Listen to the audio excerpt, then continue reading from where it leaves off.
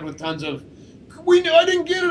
I'm like, you know what? You feel bad for those people because it was 9 minutes. I didn't expect it to sell it in 9 minutes. We thought we would have that for like 12 hours. I know. You guys are You're amazing. kidding. You always underestimate us. We underestimate. It's unbelievable.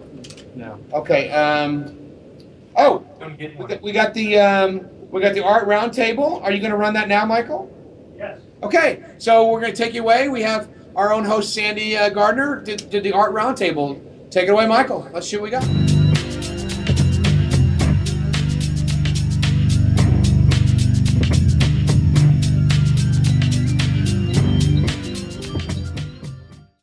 Hi everybody, I'm here with all of our artists at CIG for a little roundtable discussion. Brian Brewer, Chris Smith, Elijah Wood, Jeff Cabot, Chris Olivia, and Mark Skelton. Who? Yeah. So Chris actually heads up the team of artists as our Chief Visual Officer. And right now we're all crunching on the 300i. Right. So tell us how the process works for us to deliver come Friday. Oh, this Friday? Okay. What? How did this happen? Well, no, it's sort of something that we have to do on a regular basis as far as getting brochures and commercials out to sort of like highlight what the various ships are. So in between the process of like building everything for the game and all the artists like working on the actual assets for the game, we have to sort of like focus on getting the marketing tools out. But it all sort of goes towards finalizing the assets for the game and stuff. We sort of have daily reviews to where we go around and sort of like kind of see where everything is at and sort of make sure that there's a consistent vision and everything. But I mean, everybody here is like considered leads, so they're all talented enough to sort of like keep things on a high quality level. So Brian, what tools do you use, and what's your process for getting your work over to Chris? Well, I'm generally handed a ship, and I have no idea what I'm going to do because nobody's told me what needs to be done. So I generally work pretty close with Chris Smith here, and he usually highlights everything that needs to articulate on the ship. Some things are very obvious, like doors, but sometimes things that are like control panels in the cockpit, he highlights, hey, these should move this way, things should move that way. Sometimes he blocks in animations, and it's kind of a prototype, which I feed off of, and I go, let's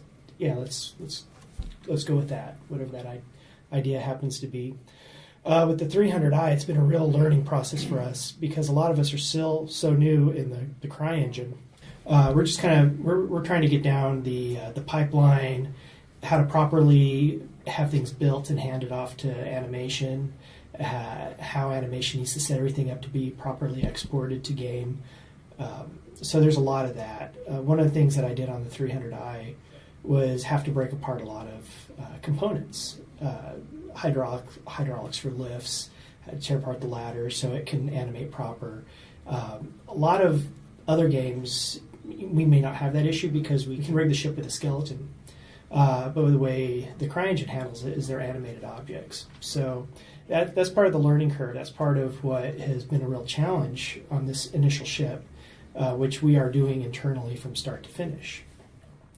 So as I figure things out, I play it off of Chris, and we kind of go back and forth, and I say, well, maybe it's a good idea to break something down this way and build it out, and then he takes those notes and he does that for the next ship, and then when he hands it back to me on the next ship, it goes a lot faster. And a lot of it is like working with the game design department as far as like what's going to be happening on the various ships and stuff, and like what the gameplay is going to be to determine like what needs to be animated. So basically, we have the concept of the 300i, and then it gets built, and with the concept comes, the stats sheet basically that tells us, what kind of power plant it'll have, how fast it'll be, if it's more like a transporter ship as opposed to a quick speeder time.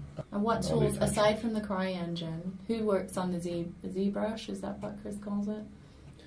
Is that you, Dalton? The Z brush. Come on, we're in Britain now. Yeah, the Z brush is an amazing tool. Yeah, I work in ZBrush. It's cool. What I think Chris does too a little bit. I do a little bit. Like if there's some wear and tear, like for the hard surface stuff, like scratches and stuff. ZBrush is like sculpting in 3D. It's pretty cool. It's pretty sweet. That's cool. It's very much like 3D clay. So it's like we finally crossed kind of the barrier where you don't have to manipulate polys as much. It's more like a piece of clay in front of you that you can sculpt into what you want. Which, as an artist, I mean, because, you know, I'm not hugely technical. I think having like digital clay is much more conducive to how I would work regularly than having to like jockey polys around that. So it's much more conducive, it's much more artist friendly than the way I've worked in the past. And that's only come about in the past few years. And you can see it in games. I mean, games have come a long way in the past, like, I don't know, 6 years-ish, and a lot of it has to do with like Mudbox and ZBrush as far as like how you deal with polygons now. ZBrush is more organic, where ships are very hard surface, very, you know, crisp lines, stuff like that. But if a ship gets beat up in battle, or if it's bent or blasted or, you know, blown apart or something, then you'd probably want to take it in ZBrush at some point and like do the scarification, do the blast marks, do the bending and the more organic type of stuff. Well, the thing is, so with the 300i and the way we're modeling these ships now, so that would come into play if we had a lot of unique baked textures. So you bake detail, you know, from a high poly to a low poly. With these ships that we have now, it's mostly a tile texture because we have such a high resolution on the outer shell of these ships and everything. So, what kind of resolution are we talking about here? Because I want to build my power rig very soon. So, how do I?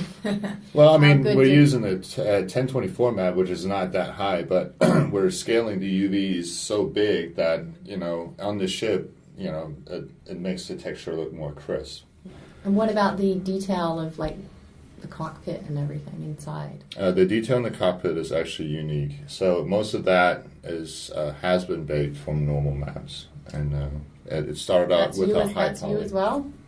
You're doing that too? Yeah, I did Oh everything. my gosh. Everything. He does the whole game. I don't even know why you're here. I don't know why you're here. It's the Chris Smith show, ladies and gentlemen. Well, I did everything. The lighting. I give him No, everything. I modeled the whole thing, and Right. from start to finish and texture. Yeah, and you? Come on, Jeff. Excellent. Speak up. But I helped out on the 300 commercial, the landing Okay. pad, which Elijah concepted out the landing pad and the various houses that he had concepted from those. Built that for the commercial, and then now I'm back on to the M50. See, these things take a long time, right? Weeks? Yeah, it's definitely, months. I mean, these ships definitely take a long time from design to finish. I mean, characters as well. I mean, everything. Yeah. Yeah, I you mean, got especially them all, this guy, right? it takes forever. Get 'em all. Anyway. Get them all. We just scan them in. That's That's what we do. Scan ships. We have the cool model button. Yeah. That's it. No, yeah, it's definitely a crazy process, and especially like Brian mentioned, there's a couple, some growing pains that we're going through, because some things are unique that we're doing as opposed to other games. So what are those big flat screen things that you guys work on? Oh, Cintiq? That was something. Yeah, what is that? Well, it's sort of geared towards like organic, either sculpting or painting. So, as a, sort of akin to like traditional drawing and stuff. So you basically draw on that. Minority Report. That's what it is. Is It's all it? You do it with sweet. your finger? No, you do it with a pen, right? Close enough. Right. There are versions that you can use your fingers and stuff, but I don't think we have any here. So who has one of those? Who's got Elijah? You've got one? Not cool enough. Not the one. I'm approaching coolness, but I got to lose the hat first before I Who get needs a Cintiq, right? cool. All he has to do is put in a request, and he'll get one. So. Right. I'm afraid. Too old I'm school. afraid of technology. I It's born can't in handle it. 1979. I can't handle it. Me? I No. wish I was. And then Chris Actually, said you're working on the banner. Is that true? 1968. Or what you're working on right now? Yeah, know for like the live stream, there'll be like a new character release for the Bino. So. How long do these